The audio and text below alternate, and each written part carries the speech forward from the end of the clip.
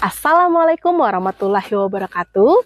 Perkenalkan, nama saya Evalin Yolanda, guru bimbingan dan konseling yang sehari-harinya membersamai tumbuh kembang siswa di SMP Negeri 43 Muko-Muko. Yang sudah boleh ditempelkan. Perkembangan teknologi menyebabkan banyaknya informasi, pengetahuan, dan sumber daya yang tersedia bagi murid untuk memperoleh ilmu. Namun terkadang mereka menjadi kesulitan dalam memahami informasi dan mengalami informasi overload. Akses informasi semakin mudah, tetapi terdapat fenomena putus sekolah. Mari kita lihat data siswa yang lanjut sekolah di SMP Negeri 43 Muko-Muko. Pada 2 tahun terakhir, di tahun 2024, sebesar 100% murid melanjutkan ke jenjang yang lebih tinggi. Sementara di tahun 2025, hanya 85% saja yang melanjutkan sekolah ke jenjang yang lebih tinggi. Terdapat 5 siswa dari 34 siswa lulus tidak melanjutkan sekolah dengan berbagai alasan. Salah satunya karena malas dan capek. Ini menunjukkan rendahnya resiliensi siswa, sehingga saya menerapkan strategi untuk menumbuhkan resiliensi dengan teori belajar sosial, yaitu dengan menerapkan belajar dari pengalaman orang lain. Saya menyebutnya dengan kisah inspiratif. Tokoh teladan menceritakan kisah inspiratif untuk diambil pelajaran hidupnya. Mari menyaksikan kelas dengan kisah inspiratif resiliensi aktif. Nantinya. Sebelum kita mulai, ada baiknya kita membaca basmalah terlebih dahulu bersama-sama. 1, 2, 3. Bismillahirrahmanirrahim. Menumbuhkan resiliensi. Udah pernah dengar? Belum pernah dengar? Nanti kita cari tahu apa itu. Nih, tujuannya di judulnya tadi menumbuhkan resiliensi. Jadi ini udah di-spill dikit ya. Resiliensi itu artinya kemampuan atau sikap kalian yang pantang menyerah. Sering kan kita hadapin kan? Pertanyaan pertama, jika kamu mendapatkan nilai buruk pada ujian yang sudah kamu persiapkan dengan keras, apa yang paling mungkin kamu pikirkan?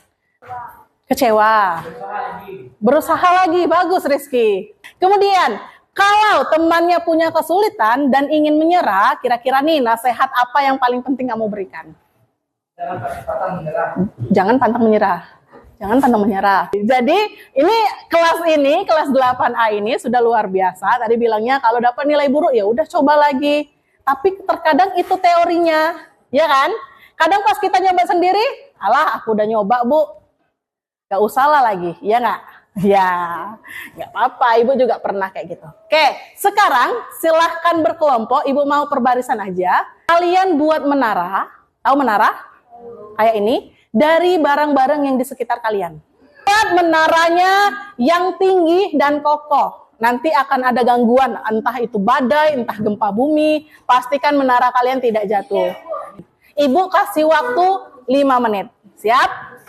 Silakan pakai apapun yang ada di sekitarnya. Tak boleh pakai barang-barang yang ada di sekeliling. Wow, banyak banget ini bawa buku.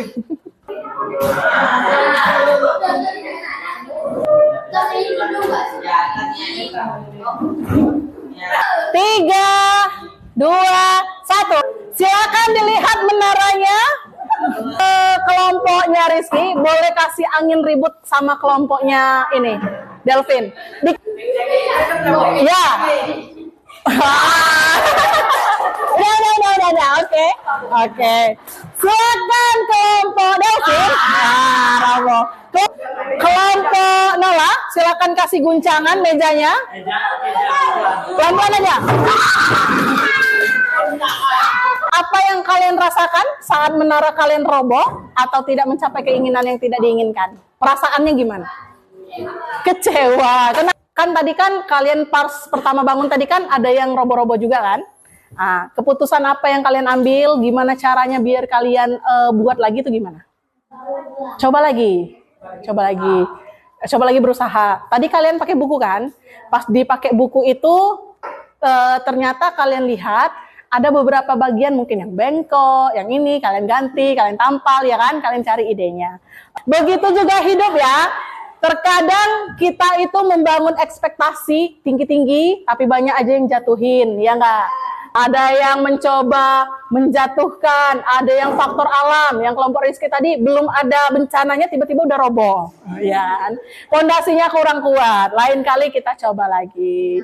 Nah, kalau nggak 1-2 itu ya, nggak kelihatan. Dia dapat juara 1. Menurut kalian, kalau dia menyerah apa yang terjadi? Kalah. Tapi pernah nggak kalian, kalau misalkan ibu aja deh ikut lomba lari kayak gitu, udah ketinggalan jauh. Pernah nggak kayak gitu? Udahlah, nggak usah, nggak akan menang kayak gitu kan? Tapi ada yang membuktikan bahwasannya walaupun kalian tertinggal jauh dengan kemampuan kalian masih bisa bangkit lagi. Bekal ibu masuk kuliah nak itu hilang raib. Untuk makan saja ibu nggak tertelan rasanya, saking pengennya untuk sekolah. Dulu dong. Langsung terpukau, speechless. Nyangka nggak Ibu Septi punya cerita kayak gitu? Enggak. Siapa yang nyangka? Setiap orang itu punya ceritanya masing-masing. Cerita Bu Septi kayak gitu, Tuhan kasih karena Bu Septi sanggup untuk menghadapinya. Kalian juga pasti punya. Jadikan itu hambatan, jadikan itu motivasi buat kalian. Kalau niat ya, pasti dikasih jalan. Kayak Bu Septi tadi, dia nggak nyangka dia bisa kuliah, ya kan? Dia niat aja, ya Allah mau kuliah, nabung dikit, udah ditabung, dikasih ujian lagi, hilang uangnya. Dari cerita tadi atau dari materi resiliensi ada 3 kuncinya. Yang pertama, penerimaan, diterima. Jangan kayak misalkan cerita Bu Septi tadi tidak ada penerimaan dirinya. Saya kan bukan orang mampu, orang tua saya kan bukan tidak lengkap, saya tidak bahagia, jangan kayak gitu. Diterima, ya saya orangnya kayak gitu, kondisinya kayak gitu. Kemudian optimis, percaya bahwa keadaan bisa membaik. Mungkin sekarang kalian di bawah, mungkin besok kalian bisa di atas. Yang ketiga, meminta bantuan. Tahu kapan harus mencari dukungan. Ini bisa jadi teman cerita kalau punya masalah, kalau lagi stres, kalau lagi menghadapi kesulitan, boleh cerita sama temennya atau minta tolong boleh juga kayak gitu. Oke Lungki, tadi kelas kan udah belajar, ada Ibu Septi tadi ya. Gimana pembelajarannya? Asik Bu. Asik. Ya. Gimana, kan biasanya belum pernah nih ada Bu Septinya. Pas ada Bu Septi, ada yang berubah nggak? Ada Bu. Apa? Dapat motivasi. Dapat motivasi. Ya. Cerita Ibu Septi tadi gimana? Membosankan kah? Apa menginspirasi? Apa? Gimana? Ada sedih-sedihnya gitu Bu dengarnya. Efeknya sama kamu apa? Dapat pelajaran aja sih, kalau belum tentu semua masalah itu nggak bisa diselesain. Oke, Salsa. Tadi kan udah belajar, ada kemitraannya tadi, ada Ibu Septi kan? Ya. Gimana belajarnya tadi? Ternyata menyenangkan, dapat menginspirasi juga, dapat motivasi. Sebelumnya pernah belum belajar ada guru lain masuk atau tokoh masyarakat? Belum. Jadi sekarang gimana perasaannya pas tadi belajar? Senang. Apa pelajaran yang didapat tadi? Mendapat pelajaran baru dari Bu Septi tadi. Dapat pelajaran baru. Ya.